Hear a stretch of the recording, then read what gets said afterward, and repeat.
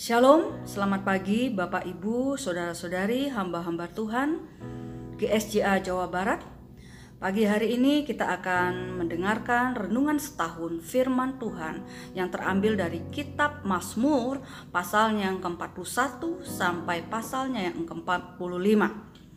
Tema firman Tuhan pada pagi hari ini saya beri judul kerinduan kepada Allah mengobati jiwa yang tertekan dan gelisah.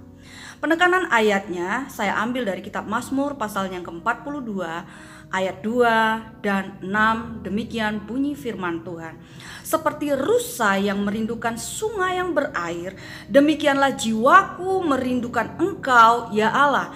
Mengapa engkau tertekan hai jiwaku dan gelisah di dalam diriku? Berharaplah kepada Allah, sebab aku akan bersyukur lagi kepadanya, penolongku dan Allahku.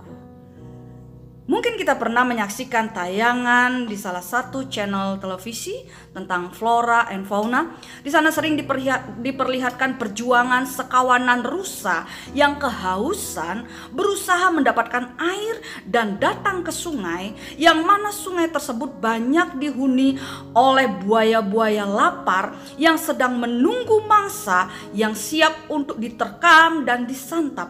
Namun karena rusa fokus kepada air, tetap waspada, serta mengabaikan rasa takut, akhirnya berhasil minum air di sungai tersebut. Tetapi bagi rusa yang lengah akan menjadi mangsa bagi buaya-buaya di sungai itu.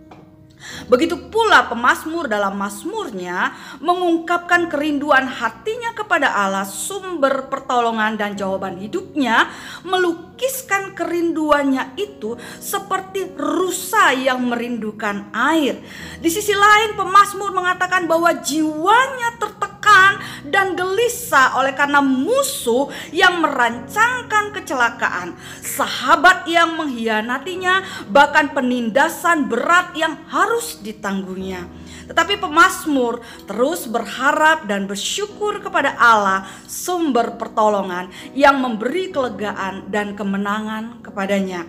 Bapak Ibu saudara-saudari yang dikasihi Tuhan, kalau kita perhatikan Mazmur pasal 42 ayat 2 ini berkata seperti rusa yang merindukan sungai yang berair. Air adalah sumber kehidupan bagi umat manusia, bahkan seluruh makhluk hidup yang ada di bumi ini, bahkan pelepas dahaga. Nah, saudara dikasih Tuhan Yesus Kristus, dan Yesus pernah berkata kepada seorang perempuan Samaria yang sedang menimba air di sumur Yakub. Di dalam Yohanes pasal 4 ayat 13 sampai 14 dikatakan, barang siapa minum air ini, ia akan haus lagi, tetapi barang siapa minum air yang akan kuberikan kepadanya, ia tidak akan haus untuk selama-lamanya. Sebaliknya, air yang akan kuberikan kepadanya akan menjadi mata air di dalam dirinya yang terus-menerus memancar sampai kepada hidup yang kekal. Jadi saudara dikasih Tuhan Yesus Kristus, Yesus adalah sumber air hidup itu. Saudara, situasi pandemi COVID-19 yang berkepanjangan saat ini sesungguhnya sedang menguji kemurnian iman anak-anak Tuhan.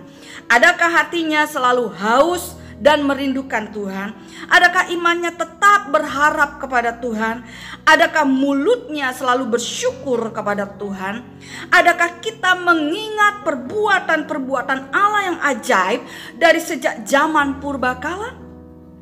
Jika kita sebagai anak-anak Tuhan selalu rindu dan haus bersekutu dengan Tuhan, selalu berharap hanya kepadanya, selalu bersyukur dalam segala hal, dan tidak melupakan kebaikan-kebaikannya di masa lampau, maka jiwa yang tertekan dan gelisah oleh berbagai-bagai pencobaan dalam hidup ini tidak akan memisahkan kita dari kasih Kristus.